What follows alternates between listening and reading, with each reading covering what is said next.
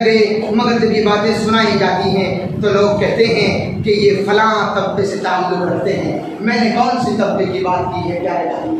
میں نے کون سی مسجد کی بات کر دی؟ میں نے کون سے مسلک کی بات کر دی؟ میں نے دور دور تک کسی کا نام نہیں لیا۔ اگر نام لیا ہے میں نے تو صرف پیارے رسول صلی اللہ علیہ وسلم کا۔ اگر کسی کی بات پیش کی ہے تو جناب محمد رسول اللہ صلی اللہ علیہ وسلم کی حدیث پیش کی ہے۔ اگر کوئی آیت بھی پڑھی ہے تو قرآن حکیم کی آیت پڑھی ہے، اسے بھی آپ اگر مسلم کا نام دے دیں، اسے بھی آپ فرقے کا نام دے دیں، تو پھر آپ کو اپنے دماغ کا علاج کرانے کی ضرورت ہے۔ آپ کا دماغ خراب ہو چکا ہے۔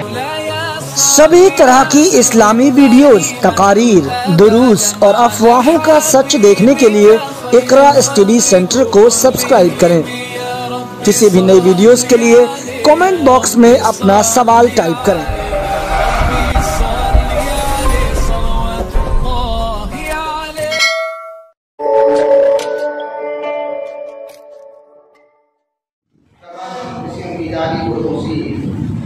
کبریائی، بڑائی، حمد و ثنا، تسبیح و تحلیل و تمجید اللہ سبحانہ و تعالیٰ کی الہی منصبہ ہے۔ بیشمہ درود و سلام ہوں تمام انبیاء علیہ السلام پر عموماً اور خصوصاً جناب محمد رسول اللہ صلی اللہ علیہ وآلہ وسلم کی ذات گرامی پر۔ دینی اور اسلامی بھائیوں، دین اسلام کے اندر جمعہ کا خطبہ ایک بڑی اہمیت رکھتا ہے۔ جمعہ کے خطبے کے اندر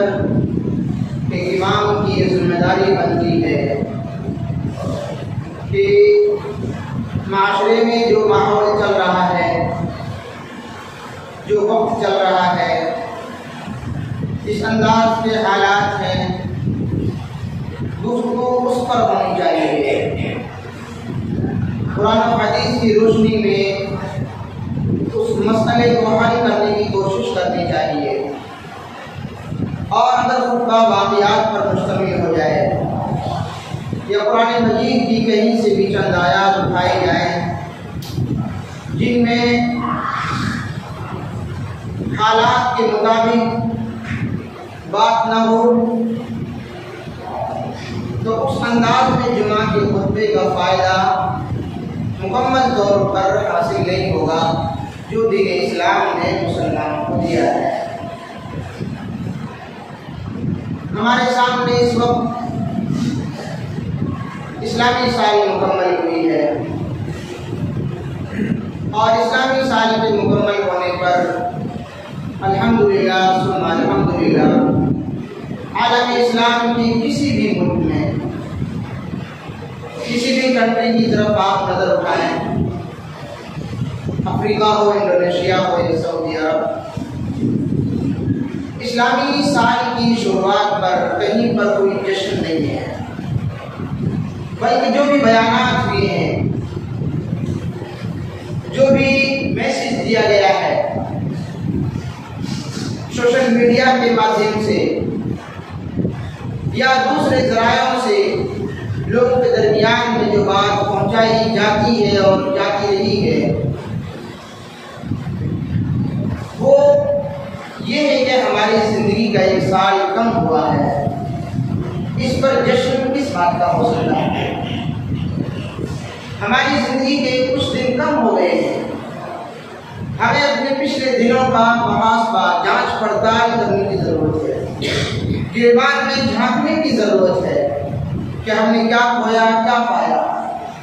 اس کی زمین پر ہم نے زندگی گزاری، سال گزارا، اس آسمان کے نیچے زندگی بسر کی، ہوا، پانی، سورج، رات دن کے اس نظام سے ہم نے فائدہ اٹھایا۔ اس رب کے سامنے ہم نے اس سال میں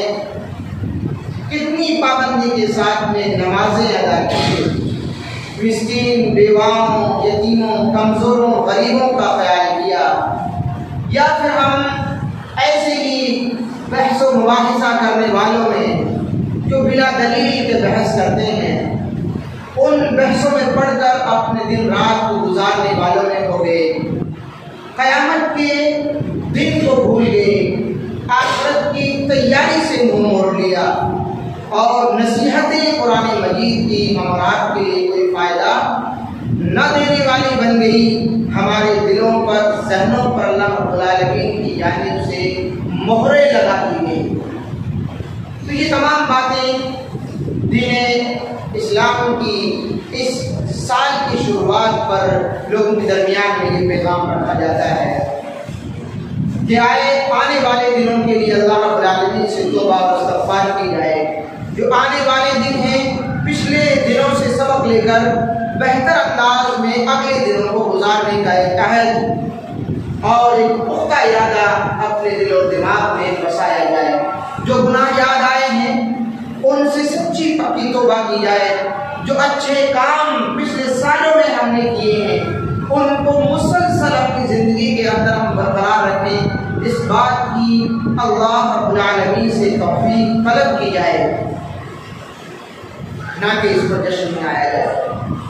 شرابیں پی جائیں،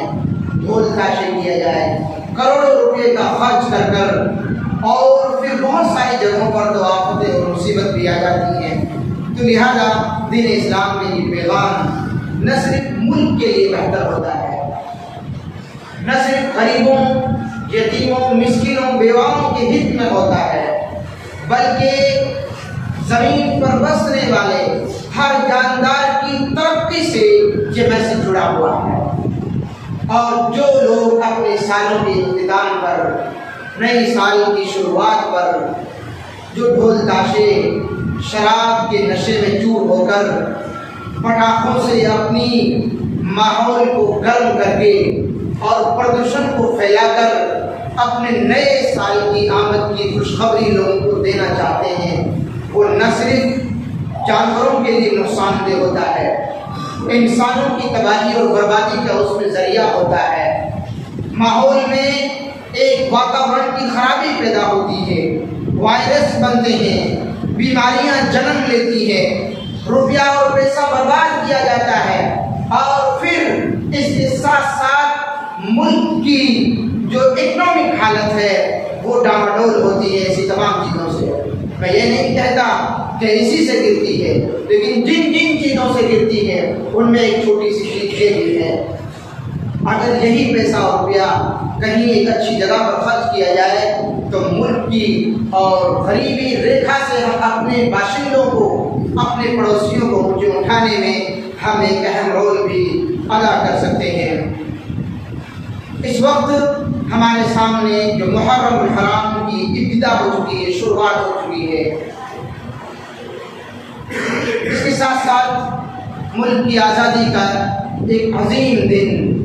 15 اگست بھی ہمارے سامنے ہے، جس کی تاریخ سے بہت ساری باتیں ہم اور آپ کے سامنے آ رہی ہیں اور آتی رہیں گی۔ ہم بہت ساری چیزوں کو یاد بھی کرتے ہیں، اپنے ان بزرگوں کو یاد کرتے ہیں جنہوں نے دلالی اور مخبری کا سر کچل کر سامنے والی طاقت کے سامنے اعلان اس بات کا اعلان کیا کہ ہم روپیہ اور پیسے کے لالچ میں اپنے دیش کو اور دیش کے باشندوں کا فیوچر برباد نہیں کر سکتے ہیں۔ سولی کے پھندے، پھانسی کے پھندے کو انہوں نے خوشی خوشی چن لیا، کالے پانی کی سزائیں انہوں نے ایسے اپنے ہت میں سویکار کر لی جیسے کہ ان کے لیے کوئی قربانی کے بدلے میں کوئی تمغہ دیا جا رہا ہے، یہ کوئی اعزاز بخشا جا رہا ہے۔ اس انداز میں علماء اکرام کی ایک بڑی فہرست اور خصوصاً کتاب و سنت سے جڑے ہوئے لوگوں کی ایک بڑی سوچی، بڑی فہرست ہے، جنہوں نے کالے پانی کی نہ صرف سزائیں جھیلی بلکہ وہیں پر ان کی زندگی کی آخری سانسیں بھی مکمل ہو گئی، مگر انہوں نے دلالی اور مخبری کو اپنے گلے سے نہیں لگایا، اپنی زندگی میں دلالی اور مخبری اور چاپلوسی کو جگہ نہیں دی انہوں نے۔ تو یہ جو دن آ رہا ہے، آزادی کا یہ دن، جشن آزادی سے جڑا ہوا ہمارا یہ ماحول جو بنتا ہے، اس وقت ایک بڑا پیغام ہم اپنی مسجد سے لوگوں کو یہ دینا چاہیں گے کہ لوگوں کو نہ صرف ان بزرگوں کو یاد کرنے کی ضرورت ہے، نہ صرف اپنی تاریخ کو پڑھنے کی ضرورت ہے، نہ صرف یہ کہ ہم چند ریلیاں نکال لیں، اپنے دیش کے پرچم کو ہم بلند کر دیں اور اس پرچم سے جڑی ہوئی کہانیوں کو اپنے بچوں کے سامنے سنا کر اپنے بیان کو، اپنی مجلس کو، اپنی تقریر کو مکمل کر دیں، بلکہ اس سے اوپر اٹھ کر ہمیں چاہیے کہ ہم اپنے بچوں کو سنویدھان کے سبق پڑھائیں، کیونکہ اسی سے ہمارا ملک آزاد ہوا تھا۔ ہمیں اپنے اس قانون کی بھاشا کو پڑھنے کی ضرورت ہے، ہمیں اس کتاب کو پڑھنے کی ضرورت ہے جس میں ادھیکار لکھے ہوئے ہیں، جس میں اصول اور نیم لکھے ہوئے ہیں، جو ایک پی ایم کو بھی کھڑے کرنے کی طاقت رکھتا ہے، جو ایک بڑے سے بڑے امیر کو بھی جیل کی سلاخوں کے پیچھے دھکیلنے کی طاقت رکھتا ہے۔ لہذا اس موقع پر اس سبق کو جو ہم بھولے ہوئے ہیں اور کہانیوں میں اپنے جشن کو مکمل کر دیتے ہیں، یہ ہمارے آزادی کے اس جشن کی بہت بڑی کمی ہے۔ اس کو ہمیں مکمل کرنے کی ضرورت ہے۔ اس وقت ہمیں سنویدھان کے وہ تانے بانے کھولنے کی ضرورت ہے جہاں ہم جس طریقے سے لوگ ظلم پر ظلم کرتے چلے جا رہے ہیں اور لوگ آگے بڑھتے چلے جا رہے ہیں، غریبوں کو غریب بنانے کی اسکیمیں بنائی جاتی ہیں، امیروں کو امیر بنانے کی اسکیمیں بنائی جا رہی ہیں، وہ رننیتیاں جو سامنے تو اس انداز میں دیکھتی ہیں کہ ایک کھلتا ہوا کمل ہے، ایک کھلتا ہوا پھول ہے، بظاہر اس میں خوشبو نظر آ رہی ہے، بظاہر وہ چمکتا نظر آ رہا ہے، مگر جب وہ یوجنائیں بن کر مکمل ہو جاتی ہیں، سماج میں جب وہ آتی ہیں، غریب جب ان کو اپنے ہت میں قبول کر کے ان سے فائدہ اٹھانے کی کوشش کرتا ہے، تو پھر وہ دیکھتا ہے کہ انہی ریکھاؤں میں، انہی لائنوں میں، انہی پنکتیوں میں کچھ ایسی ٹیڑھی لائنیں بھی موجود ہیں کہ وہ چاہ کر بھی اس میں ترقی نہیں کر سکتا۔ اس لیے ہمیں ضرورت ہے کہ ہم سنویدھان کو پڑھیں، اپنے اس قانون کی کتاب کو گلے سے لگائیں، جہاں ہمیں قرآن مجید کو پڑھنے کی ضرورت ہے جو تمام انسانوں کی آزادی کی کتاب ہے، جس نے غلامی کی تمام زنجیروں کو ختم کر دیا، جس نے بیواؤں کے حقوق دیے۔ یہ وہ عظیم کتاب ہے قرآن کریم، جس نے یتیموں، جس نے بیواؤں، جس نے مسکینوں، جس نے چلتے ہوئے مسافروں کے حقوق ادا کیے، جس نے بیٹیوں کے حقوق ادا کیے، جس نے یتیم بچوں کے حقوق ادا کیے۔ اس کتاب کو پڑھنے کی ضرورت ہے جو نہ صرف عورتوں کے حقوق بیان کرتی ہے بلکہ ہر ایک غریب سے غریب ترین آدمی کے لیے بھی ایسے حق بیان کرتی ہے کہ وہ گھر بیٹھے اپنا خوشحال طریقے سے پیٹ اور بھوجن کر سکے، اپنے بچوں کو وہ پال سکے، صحیح انداز میں، خوشحالی کے انداز میں وہ زندگی گزار سکے۔ اس لیے اسلام نے ایسی تحریکیں چلائی کہ لوگ کہیں دور دور تک بھی ہاتھ پھیلاتے ہوئے نظر نہیں آتے ہیں۔ عمر بن عبدالعزیز کا دور آپ دیکھیں گے جس نے زکوٰۃ کے مکمل نظام، صدقہ و خیرات کے مکمل نظام کو اسی زمین پر نافذ کیا تھا۔ آپ دیکھیں گے اموی خاندان کے اس عظیم بادشاہ کا جسے لوگ 5ویں خلیفہ کے نام سے بھی جانتے ہیں، جن کا نام عمر بن عبدالعزیز ہے، انہوں نے اپنے 2.5 سالہ دور میں اس بات کو لوگوں کے درمیان میں ثابت کر کے دکھایا کہ ہمارے یہاں زکوٰۃ کے مال کو جمع کرنے کے لیے کوئی جگہ نہیں ہے، ہمارے یہاں زکوٰۃ کو اب کیپٹل میں نہ بھیجا جائے بلکہ اپنے ایریے میں تقسیم کر دیا جائے۔ عاملوں کے، گورنروں کے، حکام اور حاکموں کے، ذمہ داروں کے وہ لیٹر تاریخ کی کتابوں میں موجود ہیں کہ انہوں نے لکھا کہ ہم نے نئے اپنے یہاں مال جمع کرنے کے لیے بلڈنگیں بنائی ہیں مگر وہ مکمل ہو چکی ہیں، اسی لیے یہ مال ہم نے کیپٹل کے لیے روانہ کیا ہے۔ عمر بن عبدالعزیز نے بہت ساری ہاسپٹلوں کے آرڈر کیے، بہت ساری ہیڈ اسٹیڈیم جو پانی کے ہوتے ہیں، نہر نالوں کے آرڈر کیے، اور جب یہ بھی مکمل ہو گئی یوجنائیں تو پھر آپ نے فوجیوں کی تنخواہیں بڑھائی، علماء کرام کی آپ نے تنخواہیں بڑھائی، آپ نے فوجیوں کے بچوں کے لیے تعلیم کا اسکول کا نظام بنایا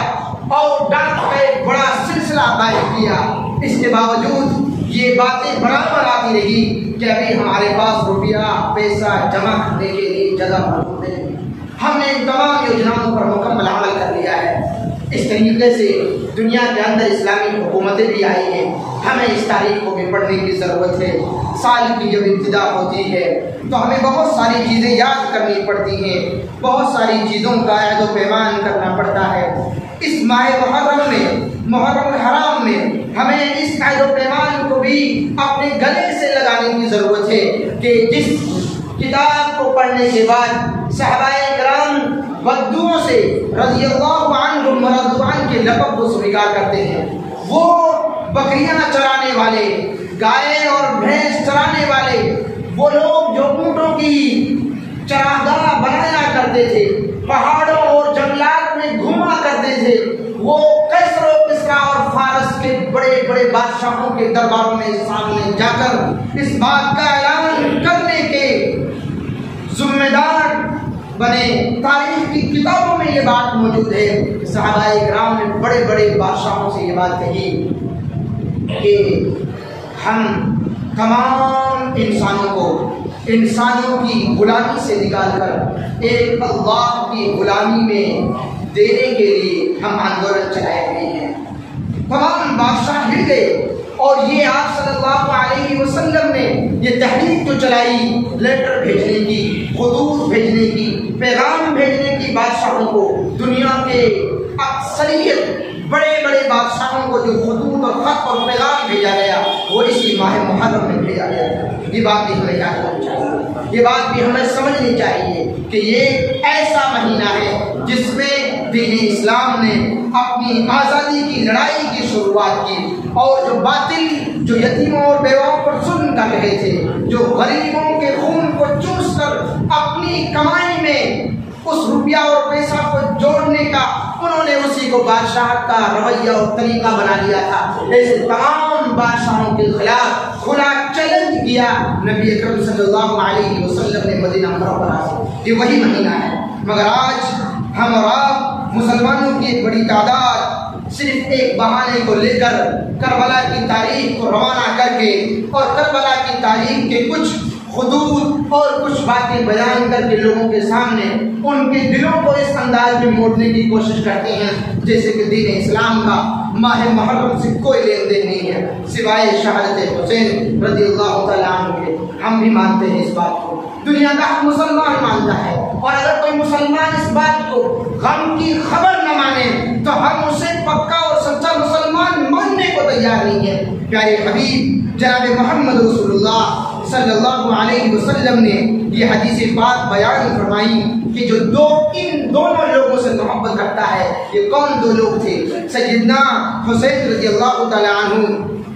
اور سیدنا حسن رضی اللہ تعالیٰ عنہ۔ ان میرے دو نواسوں سے جو محبت کرتا ہے میں اس سے محبت کرتا ہوں، اور جو ان دونوں سے بغض رکھتا ہے، ان سے نفرت کرتا ہے، میں ان سے نفرت کرتا ہوں۔ یہ بات حدیث کی کتاب کے اندر موجود ہے، مگر یہ بات بھی موجود ہے کہ جس شخص نے بھی اللہ کے رسول کی محبت کے مقابلے میں اپنے ماں باپ کو آڑے لے آئے، اپنے بچوں کو لے آئے، اپنے کاروبار کو لے آئے، اپنی بینک بیلنس، اپنی پراپرٹی، اپنی برادری اور اپنی انا کو لے آیا، اس محبت کے درمیان میں اللہ کے رسول صلی اللہ علیہ وسلم نے فرمایا ایسی محبت بھی کوئی کام نہ آئے گی، ایسا ایمان بھی کوئی کام نہ آئے گا۔ لا یؤمن احدکم حتی اکون احب الیہ من والدہ وولدہ والناس اجمعین۔ یہ صحیح بخاری کی روایت ہے 14 نمبر پر کہ اس کا ایمان قابل قبول نہیں ہے جس نے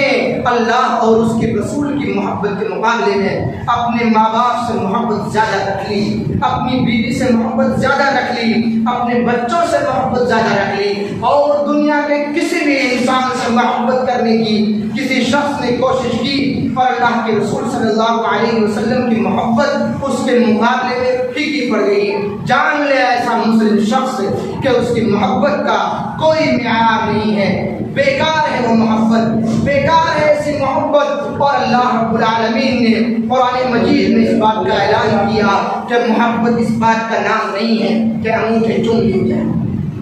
محبت اس بات کا نام نہیں ہے کہ جھنڈا پھیلا دیا جائے، یہ ایسے ہی ہے جیسے کہ 2 دن بعد جنگ آزادی کا جو جشن منایا جائے گا، اس میں ایسا شخص جو قانون کی دھجیاں اڑاتا ہو، جو غریبوں پر ظلم کرنے کے رواداری میں ہت میں اپنی ووٹ ڈالتا ہو، اور پھر وہ 15 اگست کے دن ہمارے دیش کے جھنڈے کو بلند کرے، ایسے کو جھنڈا بلند کرنے کی کوئی اجازت نہیں ہے۔ یہ دیش دروہی کا کوئی ایسا انداز نہیں ہے۔ دیش کے لیے دل و جان سے قربانی جو ہمارے پرخوں نے دی تھی، ہمارے بزرگوں نے دی تھی، وہ قربانی دینے کا اگر آپ کے اندر جذبہ ہے تو پھر یہ سلامی آپ کو قبول ہے، یہ جھنڈا آپ کو بہت بلند لے جائے گا۔ اسی انداز میں یہ محبت جو اللہ کے رسول صلی اللہ علیہ وسلم سے کی جاتی ہے، یہ انگوٹھا چومنے تک اگر محدود ہو جائے، یہ فجر کی نماز کے بعد مائک کھول کر سلام پڑھنے تک محدود ہو جائے، اور اگر یہ عید میلاد النبی کے جشن تک رک جائے، گھر نئے بن گئے ہماری فیکٹریاں نئی بن گئی، اور پھر اس میں میلادیں کرنے لگے ہم اللہ کے رسول صلی اللہ علیہ وسلم کے قانون کی اور صحیح قرآن مجید کی آیات کی کھلی دھجیاں اڑائی جانے لگے، جان لیجئے کہ پھر ایسی محبت کا شریعت کے معیار میں، اللہ رب العالمین کے دربار میں، رب العالمین کی جنت اور جہنم کا فیصلہ کرنے والی ترازو میں اس کا کوئی وزن نہیں ہے۔ ایسی محبت تو کریں یا نہ کریں یہ بیکار ہے، اس کا کوئی وزن نہیں ہے۔ آپ دیکھیں کہ آج کل کے بعد میں 2-4 دن کے بعد جب 10 محرم آئے گا، لوگ نواسۂ رسول امام حسن رضی اللہ تعالی عنہ کی آمد کے تعلق سے، سیدنا حسین رضی اللہ تعالی عنہ کی آمد کے تعلق سے کون سا پیغام دیتے ہیں سماج کو؟ ڈھول بجاتے ہیں، جس کے لیے آپ صلی اللہ علیہ وسلم نے حرام قرار دیا کہ باجا میوزک میری امت پر حرام ہے، اگر کسی نے اس کو اپنے گلے سے لگایا جان لے وہ شیطان کا دوست ہے اور وہ شریعت کا کھلا دشمن ہے۔ پیارے رسول صلی اللہ علیہ وسلم کا اس انداز میں بیان موجود ہے، مگر ہم دیکھیں گے کہ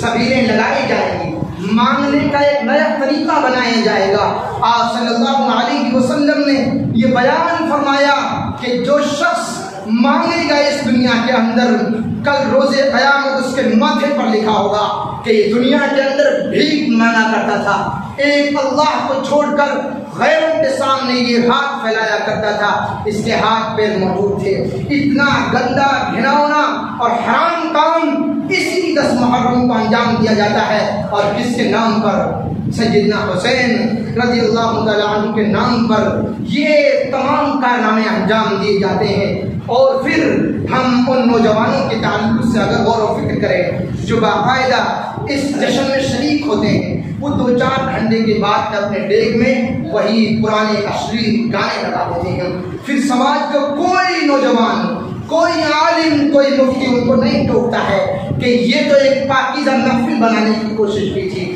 گرچہ اس بات کے لیے وہ آج تک قرآن و حدیث سے دلیلیں پیش نہیں کر پائے۔ خود سیدنا حسین رضی اللہ تعالیٰ عنہ کا کوئی ایسا قول موجود نہیں ہے، پیارے رسول صلی اللہ علیہ وسلم کی کوئی ایسی حدیث موجود نہیں ہے، اللہ رب العالمین کی کتاب میں کوئی ایسی آیت موجود نہیں ہے جو محرم کی 10 تاریخ کو کسی بھی انداز کی محفل منعقد کرنے کا ہمیں اشارہ دیتی ہو، کوئی اس میں اشارہ موجود ہو کہ ہم ایسی تقریر کر لیں۔ تاریخ اسلام اکبر شاہ نجیب آبادی کی اگر ہم اس کتاب کو پڑھیں، جلد نمبر 2 صفحہ نمبر 566 کے اندر وہ لکھتے ہیں 352 ہجری کے اندر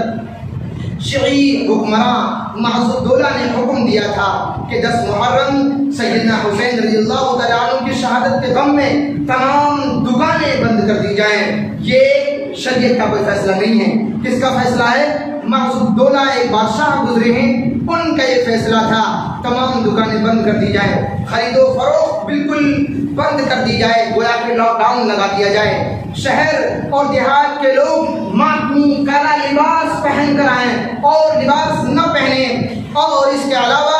اعلانیہ طور پر لوگ عورتیں، خواتین، بچیاں اپنے گالوں پر اپنے ہاتھوں کو ماریں، اپنے گریبان چاک کریں، اپنی چوڑیوں کو توڑ دیں۔ ماتم اور نوحے کا لفظ ہے اس کتاب کے اندر کہ معز الدولہ نے آرڈر دیا کھلا اعلان ہونا چاہیے، علن اعلان بےخودگی کے ساتھ میں عورتیں بازاروں، سڑکوں پر گزریں، عورتیں اپنے بال کھلے ہوئے، چہروں کو کالے کیے ہوئے، کپڑوں کو پھاڑتے ہوئے سڑکوں اور بازاروں میں مسیاں پڑتی ہوئی، منہ نوچتی ہوئی، جھاکیاں پیٹتی ہوئی نکلیں۔ شیعوں نے اس حکم کی بخوشی تعمیل کی اور اہل سنت خاموش رہے اس معاملے میں۔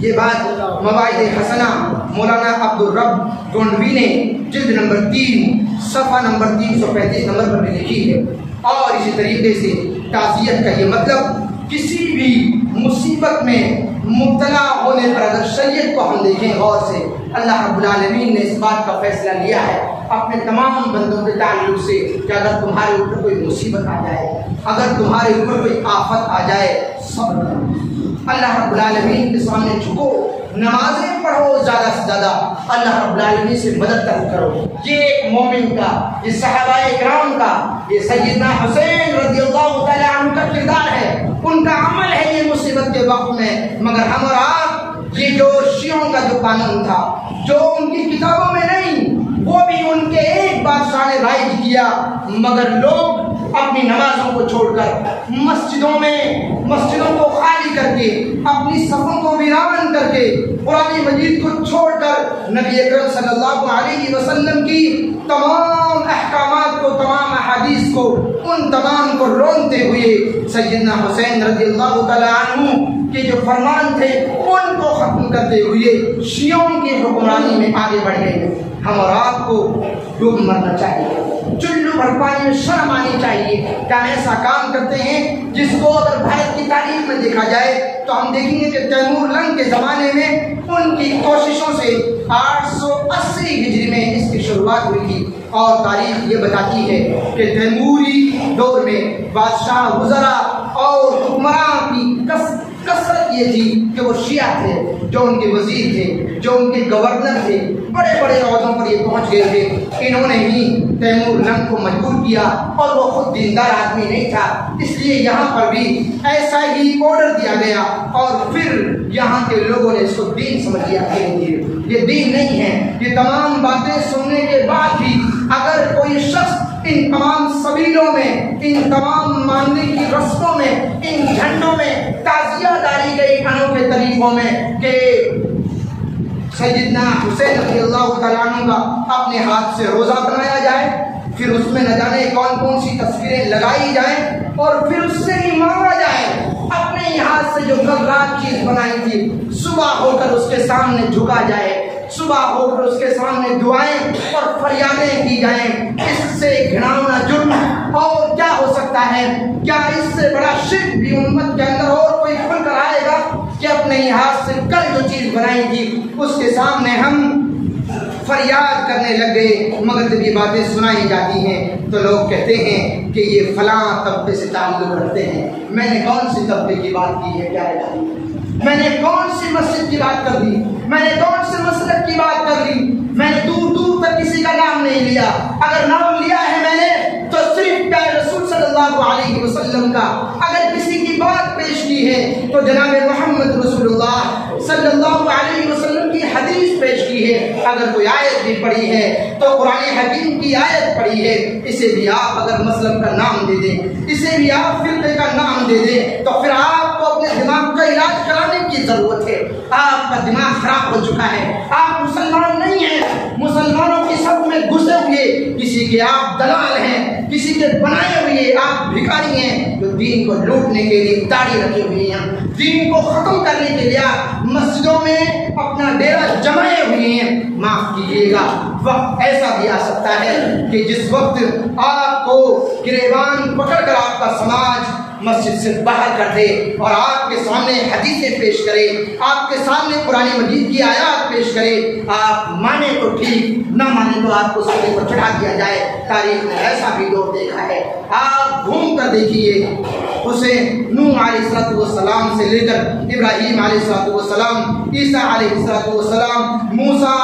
یوسف علیہ السلام کی جو پیاری پیغمبروں کی جو کہانیاں قرآن مجید کے اندر سچی کہانیاں موجود ہیں، خود صحابہ کرام کے درمیان جو معاملات ہے ان کو پڑھ کر دیکھیے، تاریخ کو آپ اٹھا کر دیکھیں۔ ایسا وقت بھی آیا ہے کہ جب عوام نے کسی چیز کو جان لیا تو پھر ان کے گورنر، ذمہ دار، علماء اور مفتی کوئی کچھ نہیں کر پائے، سب ملا دیں گے۔ ہمیں امید ہے عوام سے کہ آپ اپنے ذہنوں کو کھول کر قرآن و سنت کی ان باتوں کو اپنے گلے سے لگائیں گے۔ یہی وہ باتیں ہیں جو آپ کی قبر میں کام آئیں گی، یقین مانیے یہی وہ باتیں ہیں جو اللہ رب العالمین کی عدالت میں آپ کا وزن بھاری کریں گی، یہی وہ باتیں ہیں جو آپ کے لیے قبر میں روشنی اور آخرت میں آپ کا نامہ اعمال آپ کے سیدھے ہاتھ میں دلائیں گی، ورنہ الٹے ہاتھ والے تو جہنم ہی میں جائیں گے۔ رب العالمین سے دعا ہوں کہ رب العالمین ہم تمام لوگوں کو صحیح انداز میں قرآن و سنت کو پڑھنے کی توفیق نصیب فرما۔ رب العالمین نبی کریم صلی اللہ علیہ وسلم کی زندگی کو پڑھنے کی توفیق نصیب فرما۔ رب العالمین قرآن و حدیث اور نبی کریم صلی اللہ علیہ وسلم کی زندگی کو پڑھنے کے بعد میں اسے اپنی زندگی میں داخل کرنے کی توفیق نصیب فرما، اپنے بچوں کو سمجھانے کی توفیق نصیب فرما۔ رب العالمین دین کے نام پر جو بدعتیں، خرافاتیں اور غلط باتیں ہم نے ان کو دین سمجھ لیا ہے، الہ العالمین جاننے کے بعد میں اپنے سماج سے ختم کرنے کی طاقت اور ہمت نصیب فرما۔ الہ العالمین اپنے بچوں کی اسلامی تربیت کرنے کی توفیق نصیب فرما۔ الہ العالمین صحیح انداز میں ملک کے لیے بہتر سے بہتر کام کرنے کی توفیق نصیب فرما۔ وصلی اللہ تعالی علی خیر خلقہ محمد وآلہ وصحبہ اجمعین وآخر دعوانا الحمدللہ۔ سبھی طرح کی اسلامی ویڈیوز، تقاریر، دروس اور افواہوں کا سچ دیکھنے کے لیے اقرا اسٹڈی سینٹر کو سبسکرائب کریں۔ کسی بھی نئی ویڈیوز کے لیے کامنٹ باکس میں اپنا سوال ٹائپ کریں۔